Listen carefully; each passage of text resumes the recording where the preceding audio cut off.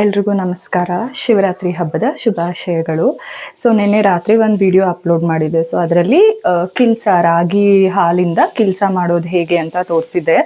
ಅದನ್ನು ಕೂಲ್ ಆಗೋಕೆ ಬಿಟ್ಟಿರೋದು. ಸೊ ಇವಾಗ ಹೇಗಾಗಿದೆ ಅಂತ ಮತ್ತೆ ಅದನ್ನು ತೋರಿಸ್ತೀನಿ. ಜೊತೆಗೆ ಕಿಲ್ಸದ ಜೊತೆ ಶಿವರಾತ್ರಿ ಹಬ್ಬದ ವಿಶೇಷ ಅಡುಗೆ ಏನು ಮಾಡಿದ್ದೀನಿ ಅಂತ ಕೂಡ ತೋರಿಸ್ತೀನಿ. ಚಿತ್ರಾನ್ನ ಒಂದು ರೆಡಿಯಾಗಿದೆ. ಸೊ ಈಗ ಕಡಲೆಕಾಳು ಹುಸ್ಲಿ ಮತ್ತು ಕಡಲೆ ಹಿಟ್ಟಿಂದು ಕಡಲೆ ಉಂಡೆ ಅಂತ ಹೇಳ್ತೀವಿ, ಅದನ್ನು ಕೂಡ ಮಾಡೋಕ್ಕೆಲ್ಲ ಜೋಡಿಸಿದ್ದೀನಿ. ಬನ್ನಿ ಹೇಗೆ ಮಾಡೋದು ಅಂತ ನೋಡೋಣ. ಮೊದಲಿಗೆ ಒಂದು ಪ್ಯಾನಲ್ಲಿ ಎಣ್ಣೆ ಕಾಯಕ್ಕಿಟ್ಟಿದ್ದೀನಿ. ಒಂದು 2-3 ಟೇಬಲ್ ಸ್ಪೂನ್ ಎಣ್ಣೆ ಕಾದ್ಮೇಲೆ ಅದಕ್ಕೆ ಸಾಸಿವೆ ಮತ್ತು ಜೀರಿಗೆ ಹಾಕೋತಾ ಇದ್ದೀನಿ.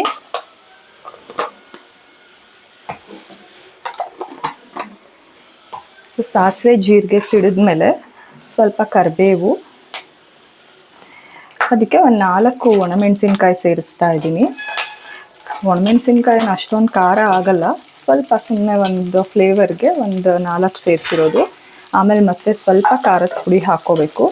ಸೊ ಇವಾಗ ಇದು ನೀಟಾಗಿ ಈರುಳ್ಳಿ ಕೆಂಪಾಗೋವರೆಗೂ ಇದನ್ನು ಮಾಗಿಸ್ಕೋಬೇಕು. ಈರುಳ್ಳಿ ಮಾಗಿದ್ಮೇಲೆ ಇವು ಕಡಲೆಕಾಳನ್ನ ನೈಟ್ ನೆನೆಸಿಟ್ಟಿದ್ದೆ. ಸೊ ಅದನ್ನು ಬೆಳಗ್ಗೆ ಒಂದು 4-5 ವಿಸಲ್ಗೆ ಬೇಯಿಸಿರೋ ಅಂಥದ್ದು.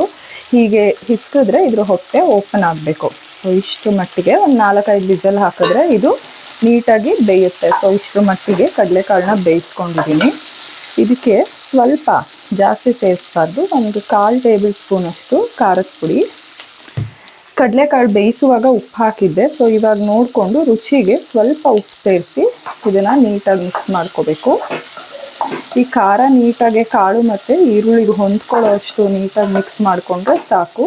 ಪುರಿ ಸ್ವಲ್ಪ ಕಮ್ಮಿ ಇಟ್ಕೋಬೇಕು, ಯಾಕಂದರೆ ನೀರಿಲ್ಲ ಅಲ್ಲ. ಸೊ ಇದು ಖಾರ ಮತ್ತು ಫುಲ್ಲು ಇದಾಗುತ್ತೆ.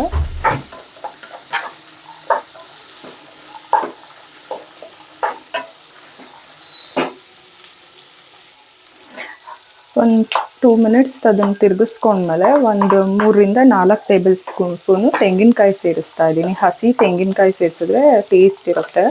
ಸೊ ಆಗ ತಾನೇ ತುರಿದಿರೋ ಅಂಥದ್ದು ಸೇರಿಸಿದ್ರೆ ಒಳ್ಳೆಯದು. ಮೊದಲೇ ತುರಿದಿಟ್ಟಿರೋ ಅಂಥದ್ದು ಅಥವಾ ಫ್ರಿಜ್ಜಲ್ಲಿ ಇಟ್ಟಿರೋ ಅಂಥದ್ದಾದರೆ ಅಷ್ಟೊಂದು ಟೇಸ್ಟ್ ಬರಲ್ಲ. ಸೊ ಇದು ಇವಾಗ ತಾನೇ ತುರಿದಿರೋ ಅಂಥ ತೆಂಗಿನಕಾಯಿ. ಇದಕ್ಕೆ ಒಂದು ಅರ್ಧ ನಿಂಬೆಹಣ್ಣು ಸೇರಿಸ್ತಾ ಇದ್ದೀನಿ.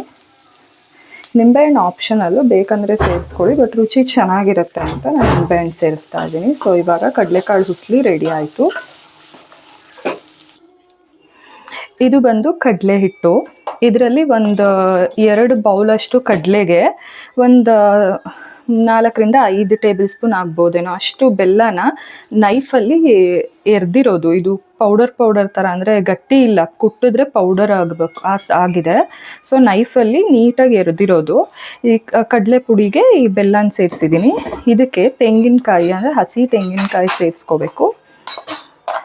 ಸೊ ಇದೆಷ್ಟು ಹಿಡಿಯುತ್ತೆ ನೋಡಿಕೊಂಡು ಇದನ್ನು ನೀಟಾಗಿ ಮಿಕ್ಸ್ ಮಾಡ್ಕೋಬೇಕು. ನಾನಿಲ್ಲೊಂದು ಅರ್ಧ ಬೌಲಷ್ಟು ತೆಂಗಿನಕಾಯಿ ಸೇರಿಸಿದ್ದೀನಿ. ಸ್ವೀಟ್ ಜಾಸ್ತಿ ಬೇಕು ಅಂದರೆ ಸ್ವಲ್ಪ ಬೆಲ್ಲ ಜಾಸ್ತಿ ಹಾಕ್ಕೊಂಡ್ರು ನಡೆಯುತ್ತೆ. ಜೊತೆಗೆ ಇದಕ್ಕೆ ಏಲಕ್ಕಿ ಪೌಡರ್ ಹಾಕ್ಕೊಂಡ್ರು ಫ್ಲೇವರ್ ಚೆನ್ನಾಗಿರುತ್ತೆ. ಬಟ್ ನಾನಿಲ್ಲಿ ಏಲಕ್ಕಿ ಪೌಡರ್ ಹಾಕಿಲ್ಲ. ಇದಕ್ಕೆ ಎಷ್ಟು ಬೇಕೋ ಅಷ್ಟು ನೀರು ಸೇರಿಸ್ಕೊಂಡು ನಮಗೆ ಯಾವ ಸೈಜಲ್ಲಿ ಬೇಕೋ ಆ ಸೈಜಲ್ಲಿ ಉಂಡೆ ಕಟ್ಕೋಬೇಕು. ಸೊ ನಾನೊಂದು 2 ಉಂಡೆ ಕಟ್ಬಿಟ್ಟು ತೋರಿಸ್ತೀನಿ. ಸೊ ನಾನಿವಾಗ ಇಷ್ಟು ಕಡಲೆ ಹಿಟ್ಟಲ್ಲಿ 3 ಉಂಡೆ ಕಟ್ಟಿದ್ದೀನಿ. ಸೊ ಇವಾಗ 3 ಕಡಲೆ ಉಂಡೆ ಕೂಡ ರೆಡಿ ಆಯಿತು. ಸೊ ಇವಾಗ ನೆಕ್ಸ್ಟು ರಾತ್ರಿ ಮಾಡಿಟ್ಟಿದ್ದಂಥ ಕಿಲ್ಸ ಹೇಗಾಗಿದೆ ಅಂತ ನೋಡೋಣ. ಸೊ ಕಿಲ್ಸ ಈಗ ಈ ಕನ್ಸಿಸ್ಟೆನ್ಸಿಯಲ್ಲಿ ಬಂದಿದೆ. ಸೊ ನಾನು ಈ ಕಿಲ್ಸನ ನೈಫಿಂದ ಕಟ್ ಮಾಡ್ತಾ ಇದ್ದೀನಿ. ಸೊ ಡೈರೆಕ್ಟ್ ಸ್ಪೂನಿಂದ ತೆಗಿಬೋದು, ಬಟ್ ಶೇಪ್ ನೀಟಾಗಿ ಬರಲ್ಲ, ಅದಕ್ಕೆ ನೈಫಿಂದ ಕಟ್ ಮಾಡಿ. ಸೊ ಇವಾಗ ನಾವು ಈ ಸೈಡಲ್ಲಿ ಈ ಸ್ಪೂನ್ ಹಾಕಿ ಇದನ್ನು ತೆಗಿಬೋದು. ಸೊ ನಾನು ಇದನ್ನು ಆಮೇಲೆ ತೆಗೆದ್ಬಿಟ್ಟು ನೈವೇದ್ಯಕ್ಕೆ ಇಡುವಾಗ ಕೂಡ ತೋರಿಸ್ತೀನಿ ಹೇಗೆ ಬರುತ್ತೆ ಅಂತ. ಸೊ ಈಗ ಕಡಲೆ ಉಂಡೆ, ಕಿಲ್ಸ ಮತ್ತು ಕಡಲೆಕಾಳು ಉಸ್ಲಿ ರೆಡಿಯಾಗಿದೆ. ಶಿವರಾತ್ರಿ ಹಬ್ಬ ಅಂತ ಅಂದಾಗ ಪಂಚಾಮೃತ ಶಿವನ ಫೇವ್ರೇಟ್ ಅಲ್ವಾ. ಸೊ ಅದನ್ನು ಮಾಡಿಲ್ಲ ಅಂದರೆ ಹೇಗೆ. ಸೊ ಇವಾಗ ಪಂಚಾಮೃತ ಮಾಡೋಣ. ಪಂಚಾಮೃತಕ್ಕೆ ನಾನು 1 ಲೋಟದಷ್ಟು ಹಾಲು ಹಾಕಿದ್ದೀನಿ.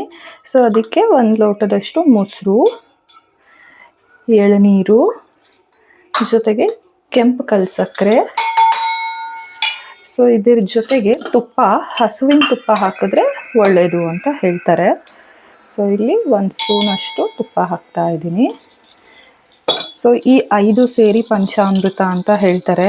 ಸೊ ಇದರಿಂದ ಶಿವನಿಗೆ ಅಭಿಷೇಕ ಮಾಡೋದು ಶಿವನಿಗೂ ಕೂಡ ತುಂಬ ಇಷ್ಟ ಆಗುತ್ತಂತೆ. ಶಿವ ಅಭಿಷೇಕ ಪ್ರಿಯ ಅಂತ ಹೇಳ್ತಾರಲ್ಲ ಹಾಗೆ.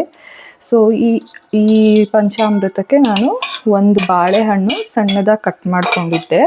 ಸೊ ಇನ್ನು ಬೇರೆ ಸೇಬು, ದ್ರಾಕ್ಷಿ, ದಾಳಿಂಬೆ ಹಣ್ಣು ಕೂಡ ಸೇರಿಸ್ಬೋದು. ನಾನಿಲ್ಲಿ ಬಾಳೆಹಣ್ಣು ಮತ್ತು ಸ್ವಲ್ಪ ಗೋಡಂಬಿ ದ್ರಾಕ್ಷಿನ ಸೇರಿಸ್ತಾ ಇದ್ದೀನಿ.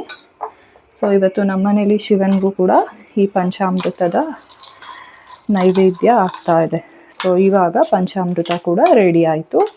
ಸೊ ಇವಾಗ ರೆಡಿಯಾಗಿರೋ ಎಲ್ಲನೂ ಕೂಡ ಒಂದು ತಟ್ಟೆಯಲ್ಲಿ ಶಿವನಿಗೆ ಸರ್ವ್ ಮಾಡ್ತಾ ಇದ್ದೀನಿ ಇವತ್ತು. ಅಂದರೆ ಶಿವನ ನೈವೇದ್ಯಕ್ಕೆ ರೆಡಿ ಮಾಡ್ತಾ ಇದ್ದೀನಿ. ಸೊ ಬನ್ನಿ ನೋಡೋಣ. ಇವತ್ತು ನಮ್ಮನೆ ಶಿವನಿಗೆ ನೈವೇದ್ಯಕ್ಕೆ ರೆಡಿಯಾಗಿರೋವಂಥ ತಿಂಡಿಗಳು ಚಿತ್ರಾನ್ನ, ಕಡಲೆಕಾಳು ಹುಸ್ಲಿ, ಕಡಲೆ ಉಂಡೆ, ಜೊತೆಗೆ ರಾಗಿ ಕಿಲ್ಸ ಹಾಗೂ ಪಂಚಾಮೃತ. ಸೊ ನೀವು ನಿಮ್ಮನೆ ಶಿವರಾತ್ರಿ ಹಬ್ಬಕ್ಕೆ ಶಿವನ ನೈವೇದ್ಯಕ್ಕೆ ಏನು ಮಾಡ್ತೀರಾ ಅಂತ ಕಮೆಂಟ್ ಮಾಡಿ ತಿಳಿಸಿ. ನಾನು ಮತ್ತೆ ಇನ್ನೊಂದು ರೆಸಿಪಿ ಜೊತೆ ಸಿಗ್ತೀನಿ. ಅಲ್ಲಿವರೆಗೂ ಥ್ಯಾಂಕ್ ಯು, ಬೈ ಬೈ.